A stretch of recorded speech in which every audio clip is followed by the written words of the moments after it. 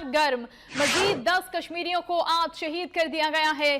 काबिज दहशतगर्द भारतीय फौज ने उड़ी सेक्टर में 10 निहत्थे नौजवानों को गिरफ्तार करके दहशतगर्द करार देकर शहीद भी कर दिया।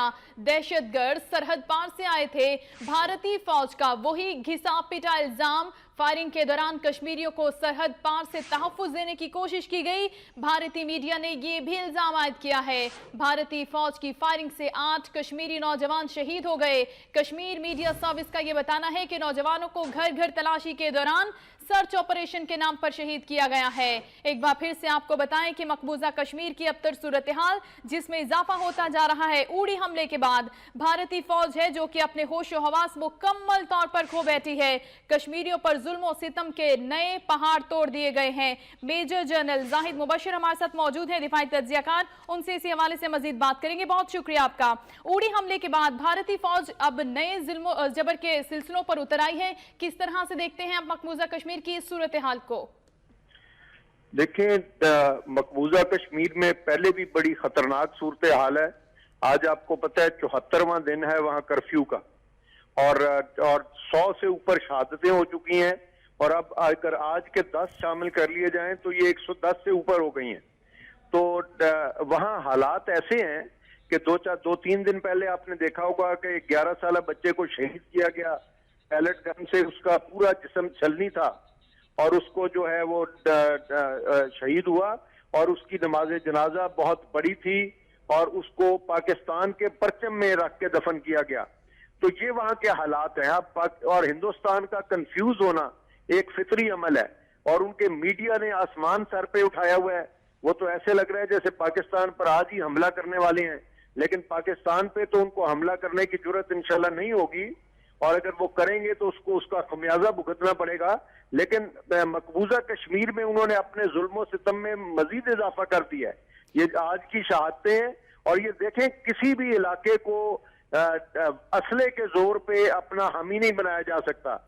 जाहिद मुबशर साहब, जो वाकया पेश आया उड़ी में, वहां पर तहकीकात के नाम पर तो कोई बात नहीं की गई कि तहकीकात करवाए जाएं, डायरेक्ट इल्जाम आयद कर दिया गया हमेशा की तरह पाकिस्तान पर, और उसके बाद इस तरह से बर्बरियत का बाजार एक बार फिर गर्म करना। आप क्या समझते हैं कि सिफारती सतह पर पाकिस्तान को अब किस तरह से अपना किरदार अदा करना होगा? देखें, पाकिस्तान ने सफारती सतह पर कुछ कोशिशें तो शुरू की हैं।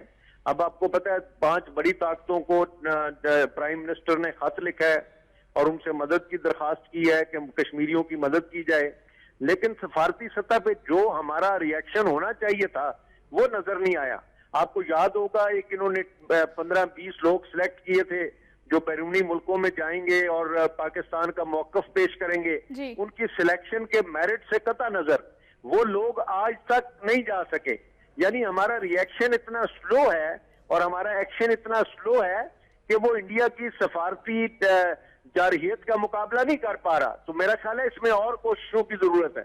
ठीक है, और कोशिशें भी होंगी, लेकिन जाहिद मुबशर साहब, जो अभी अहम नुक्ता है जनरल असेंबली के हवाले से जिसमें वजीर आजम ने अभी खिताब भी करना है, तो आप क्या समझते हैं कि किस तरह से ये तकरीर, किस तरह से इसको इनिशिएटिव लेना चाहिए कि इसका मौक़िफ़ जो है मजीद मजबूत तरीके से पेश किया जाए, आलमी ताकतों को जगाया जाए, इन बातों के हवाले से आगाह किया जाए, गो कि वो पहले से काफी आगाह है?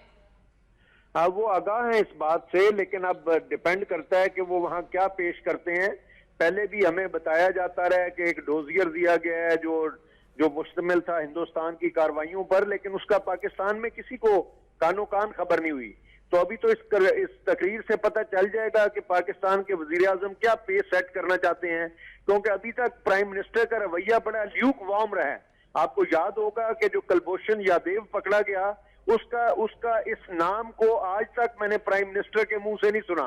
अब देखते हैं कि वो वहां जो है अक़वाम मुत्तहिदा में अपनी तकरीर में इसको किस तरह पेश करते हैं, कैसे अपना मुकदमा पेश करते हैं।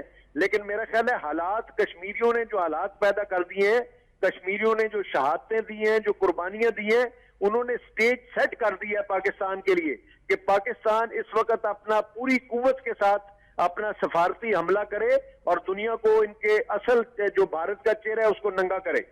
भारत के असल चेहरे को नंगा करना होगा और पूरी दुनिया को बताना होगा कि सबसे बड़ी जमहूरियत के नंबरदार किस तरह से कश्मीरियों पर जुल्म और सितम के पहाड़ तोड़ रहे हैं। हमारे साथ मौजूद थे जाहिद मुबशर तज्जियाकार, बहुत शुक्रिया आपका।